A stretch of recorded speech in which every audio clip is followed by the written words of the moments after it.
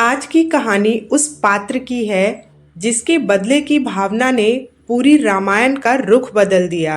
और वो है रामायण की सबसे प्रसिद्ध राक्षसी शूर्पणखा, रावण की बहन, एक मायावी और शक्तिशाली राक्षसी।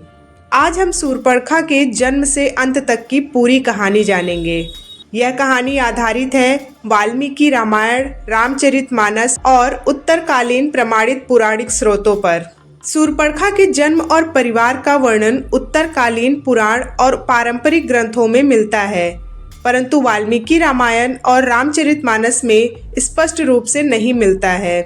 इन ग्रंथों के अनुसार शूर्पणखा का जन्म ऋषि विश्रवा और राक्षसी कैकसी के घर हुआ। उसी माता पिता से 3 और संतानें थीं, रावण, कुंभकर्ण और विभीषण। रामायण के बाद के ग्रंथों में बताया गया है कि शूर्पणखा का प्रारंभिक नाम मीनाक्षी था, जिसका अर्थ होता है सुंदर, मछली सी आंखों वाली। बचपन से ही वह तेजस्वी, जिद्दी और रूप बदलने की अद्भुत शक्ति रखने वाली थी। उसका विवाह एक शक्तिशाली राक्षस विद्युत जीव से हुआ। उनके बीच प्रेम था और वे सुखी सुखी जीवन जी रहे थे। कुछ कथाओं में आता है कि रावण को विद्युत जीव बिल्कुल भी पसंद नहीं था और इसीलिए रावण ने किसी संघर्ष में विद्युत जीव को मार दिया। यह घटना शूर्पणखा को भीतर तक तोड़ गई, लेकिन वह अपने भाई के डर से और उसकी शक्ति की वजह से मौन रही। यह प्रसंग भी वाल्मीकि रामायण या रामचरितमानस में नहीं मिलता है, परंतु दक्षिण भारतीय पारंपरिक रामायणों और पौराणिक ग्रंथों में मिलता है।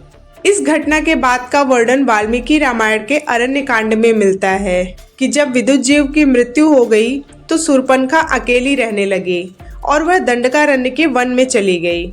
एक दिन भोजन की खोज में घूमते हुए उसने 3 दिव्य व्यक्तियों को देखा। वे थे भगवान राम, माता सीता और लक्ष्मण। राम की आभा और तेज देखकर ही शूर्पणखा पल भर में राम पर मोहित हो गई। शूर्पणखा के मन में भगवान राम से विवाह करने की इच्छा जागी, इसलिए शूर्पणखा ने अपना राक्षसी स्वरूप बदलकर एक सुंदर रूप धारण किया और भगवान राम के पास जाकर बोली, आप जितने तेजस्वी हैं उतने ही आकर्षक हैं, मुझे आपसे विवाह करना है। भगवान राम शांत खड़े रहे और मुस्कुराते हुए बोले, मैं तो पत्नी व्रत हूँ, मेरी पत्नी सीता यही है, तुम चाहो तो मेरे भाई लक्ष्मण से बात कर सकती हो। शूर्पणखा लक्ष्मण के पास पहुंच गई और वही विवाह का प्रस्ताव उन्हें भी दे दिया।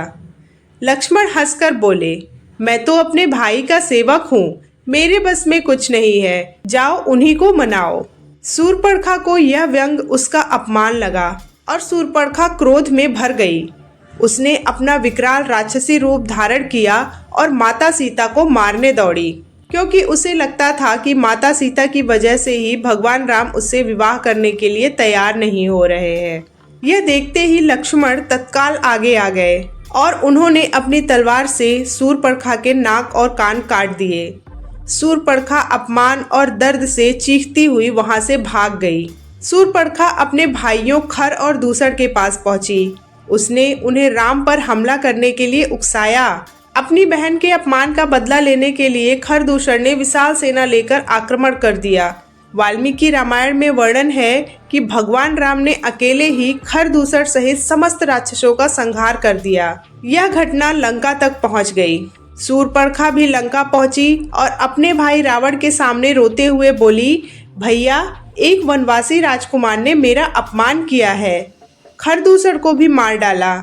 शूर्पणखा ने माता सीता के बारे में भी रावण को उकसाया और कहा कि राम की पत्नी सीता बहुत ही रूपवती हैं।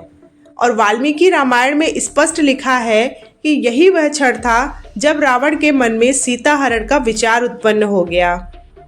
और शूर्पणखा के साथ घटी इस छोटी सी घटना ने पूरी रामायण का रुख ही बदल दिया।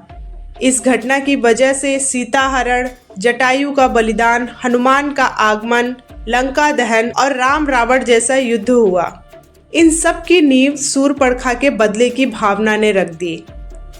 शूर्पणखा के जीवन के आगे की कहानी वाल्मीकि रामायण और रामचरितमानस में नहीं मिलती है।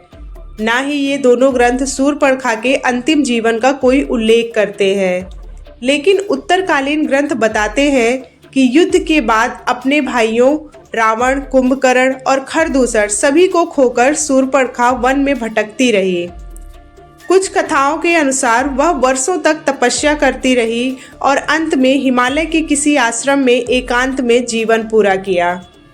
शूर्पणखा की यह कहानी भी हमें एक सीख देकर जाती है कि क्रोध और प्रतिशोध अक्सर पहले हमें खुद ही जलाते हैं और फिर हमारे पूरे संसार को जला देते हैं। इसलिए हमें जितना हो सके क्रोध और बदले की भावना से दूर रहना चाहिए, क्योंकि शूर्पणखा के एक निर्णय ने उसके पूरे लंका साम्राज्य का विनाश कर दिया।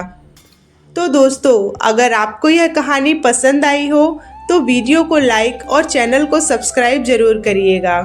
मिलते हैं फिर एक दिव्य, रहस्यमयी और प्रमाणित पौराणिक कथा के साथ। जय श्री राम।